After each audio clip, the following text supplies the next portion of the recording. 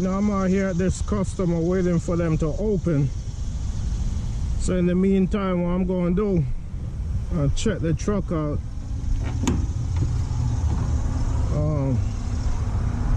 This is a new store, so I'm not even sure what time they get here. My appointment at 10 o'clock, so hopefully they get here before that, so they could get an early start on it. But this is what it's like, man. I got here last night probably about 8 o'clock, spend the night here. It's a pretty big shopping center. You got Target and a whole bunch of stores in there. Man, one thing with this hood, man, this hood, I can never lift up this hood from the front, so I always gotta lift it up from the side.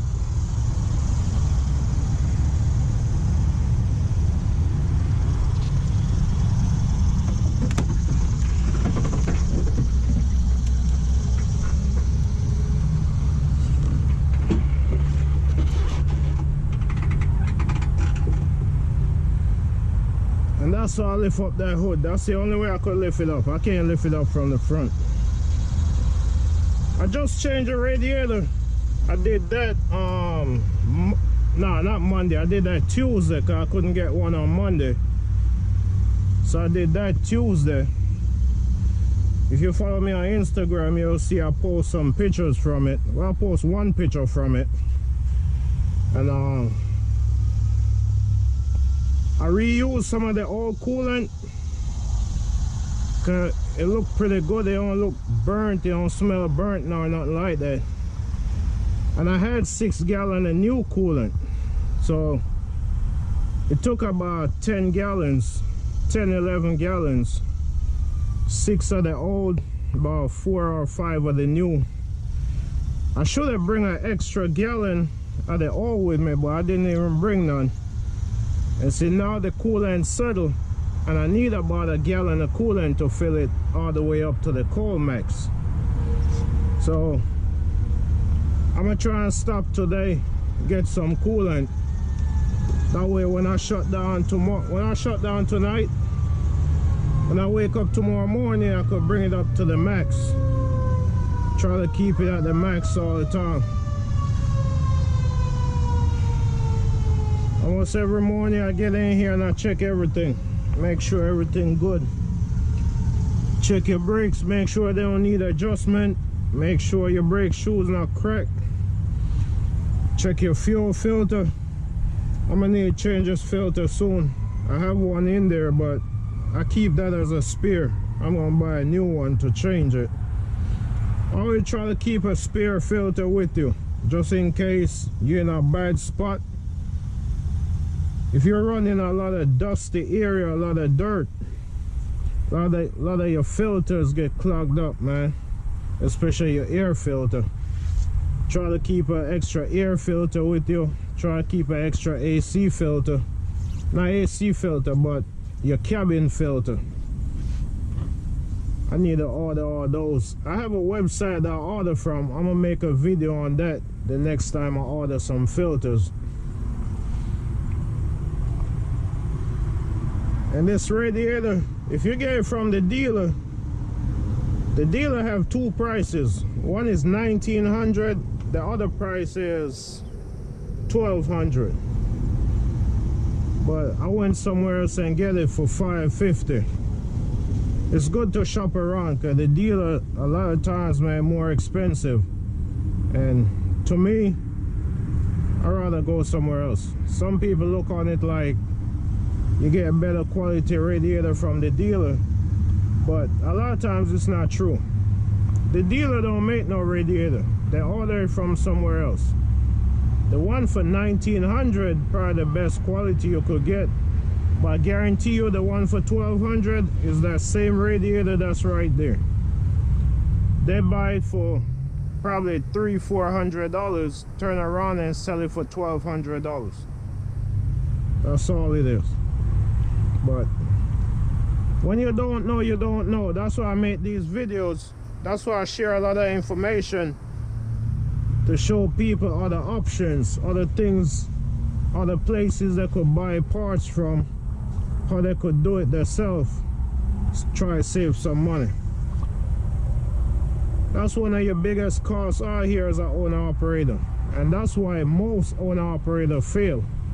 It's not because they don't know how to run the truck or they don't know what they're doing, it's because of repairs. So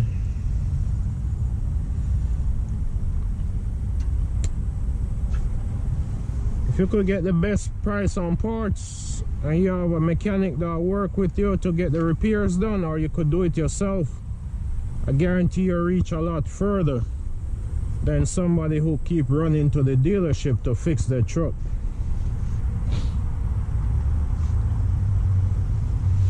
Now, if you're looking to get a truck, man, and you don't know which motor to get,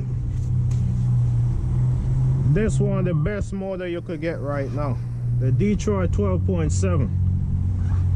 The 14 liter is good, but if you get a 14 liter, delete the EGR off of it, and then you'll have a good motor, a really good motor. But the 12.7, you don't gotta worry about deleting EGR. You don't have any EGR on there. Then another thing, yeah, 12.7.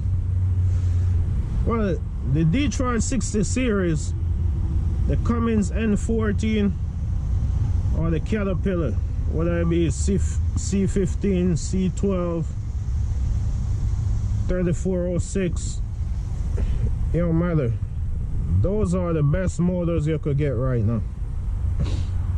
So if you're looking for a truck, you don't know exactly what to get, I just give you all the information you need. Now, if you could get a glider right now, go ahead and get it. And the reason I say that is I gotta take this off because it's starting to cut in this line right here. Alright, the reason I say get a glider if you can, this is the last year they're making them, and the prices are high right now. And you know, once they stop making them, the price is gonna go up.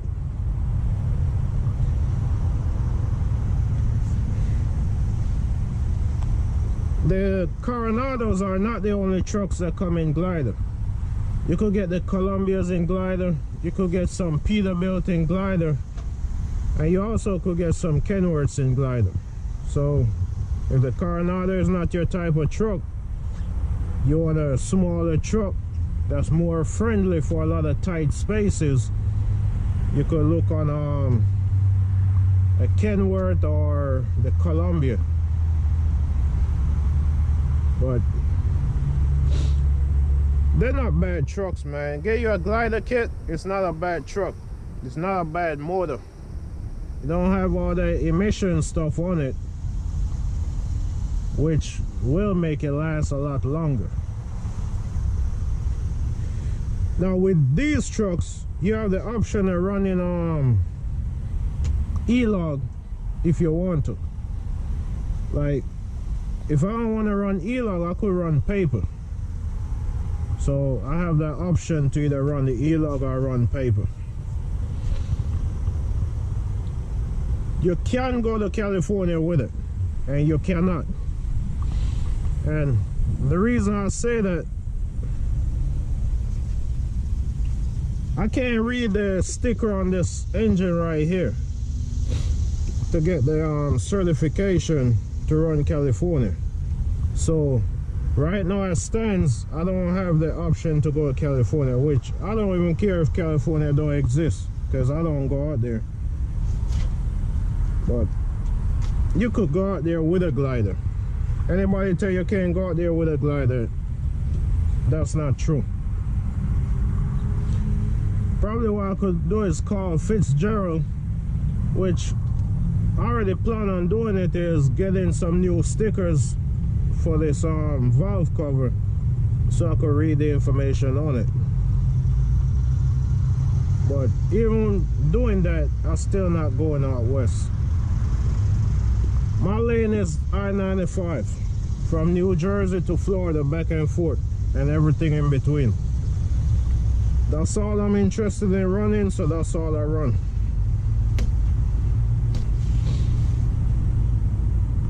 I'll take this rock out the tire. But that's a good motor to get, man. If you're looking for a truck, get you a truck with a 60 series or an N14. That's the two I highly recommend, because they're cheap to maintain, they're cheap to work on, and they're very common. The parts for them are very common. The Cat, another good motor. When you try and get work on the Cat motor, just because of the name, they want to charge your arm and a leg. So that's why I'd rather go with the Detroit or the Cummins N14. And tools, carry some tools with you. If it's even the basic, a screwdriver, pliers, a basic set of wrench, you want to carry some tools with you, just in case you need to do anything on the road.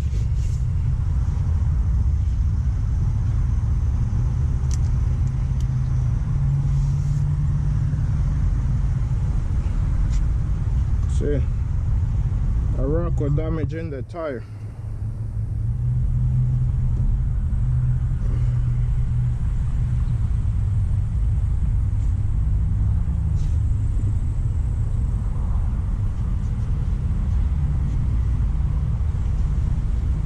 Try to make these tires last. Try to get at least 100 to 150,000 miles out of them.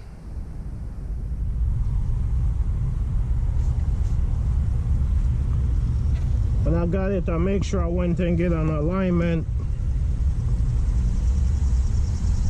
so I know the tires running good, so it should be able to last that mileage.